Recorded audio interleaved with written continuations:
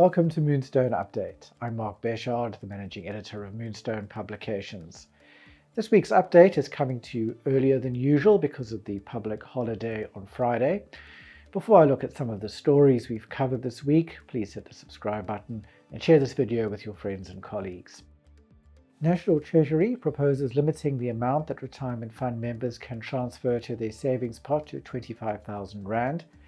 Seeding the savings pot will provide members with money to withdraw when the Twopots system is implemented on the 1st of March next year. Treasury published the revised draft legislation for the Twopots system at the end of last week. The system will give members the option of withdrawing 1/3 of their retirement benefit in cash before they retire without having to resign. Withdrawals, which can be made once a year, will be taxed at the member's marginal rate. 2/3 of a member's contributions will go to what is now called the retirement component. These contributions must be preserved until retirement. The existing retirement legislation will apply to retirement savings accumulated prior to the implementation of the Twopots system.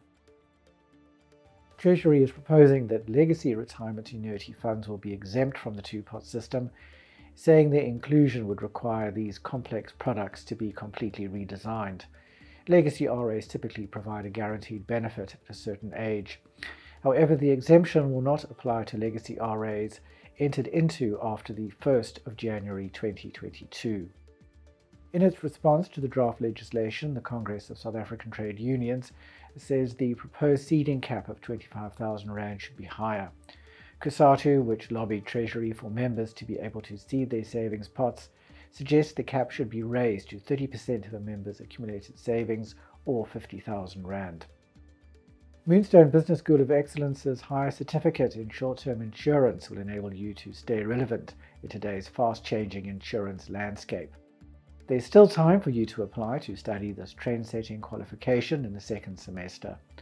The higher certificate will give you the skills and knowledge to advance your career in the short-term insurance arena and enable you to proceed to further graduate studies. Members of medical schemes shouldn't panic at this stage about national health insurance, says Dr. Ryan Noach, the Chief Executive of Discovery Health. The National Assembly this week passed the NHI bill, which will now go to the National Council of Provinces. Noach said it will take many years before NHI is fully implemented. The main issue that is yet to be resolved is how NHI will be refunded.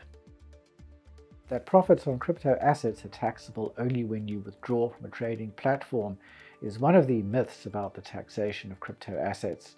Our tax writer Amanda Fisser looks at what you should know about crypto tax, including when a gain is considered revenue or capital, and whether a taxpayer can deduct a loss on the realization of crypto assets from other taxable income.